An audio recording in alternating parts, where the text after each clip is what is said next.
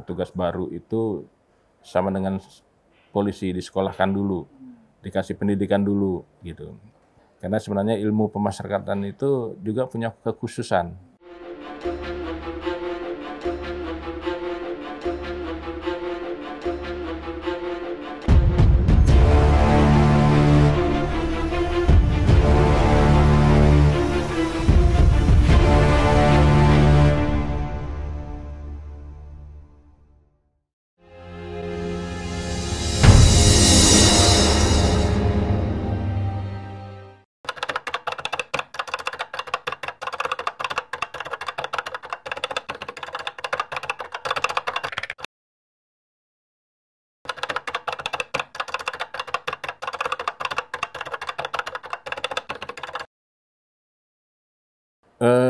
Sebetulnya saya sudah punya program, ada detailnya, kira-kira saya harus bisa menyelesaikan sekitar 168 persoalan ya di sini.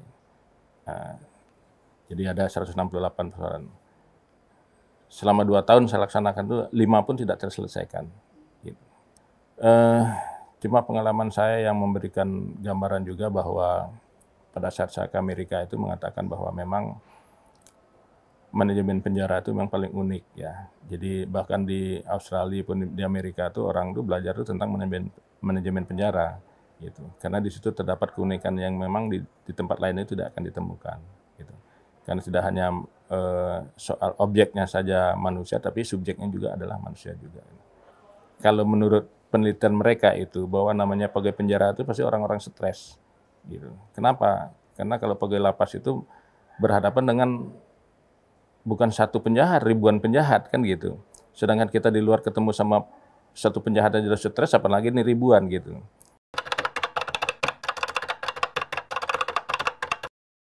Dari sampai sekarang yang saya amati itu masih tetap overkapasitas kan. Nah, masalah overkapasitas ini kan bukan masalahnya lapas, itu adalah masalah regulasi aja.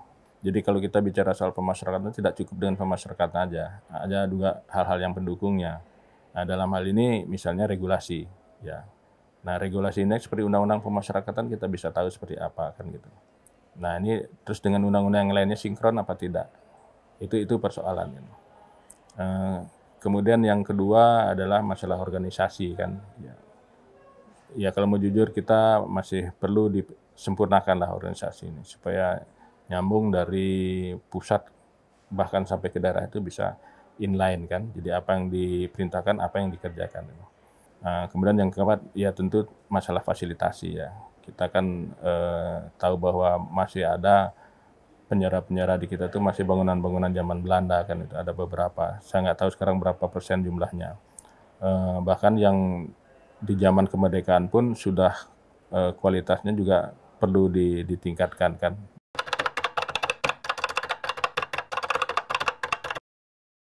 Ya seperti saya sampaikan tadi, pemasaran sekarang sudah jauh lebih bagus ya, dari sisi fasilitas dan sebagainya, khususnya untuk petugasnya ya. Kalaupun terjadi misalnya kekurangannya semua di seluruh dunia itu seperti itulah gitu. Tapi persentasenya kan kecil. Kedepannya kita berharap bahwa apa yang sudah dibangun ya dari dulu dan ke depan itu bisa lebih lebih intens gitu ya. Walaupun dengan segala kekurangan. Jadi harus ada terobosan-terobosan yang baru yang bisa dilakukan oleh pemasyarakatan sendiri. Bagaimana untuk bisa mengatasi persoalan overkapasitas dan permasalahan-permasalahan lainnya.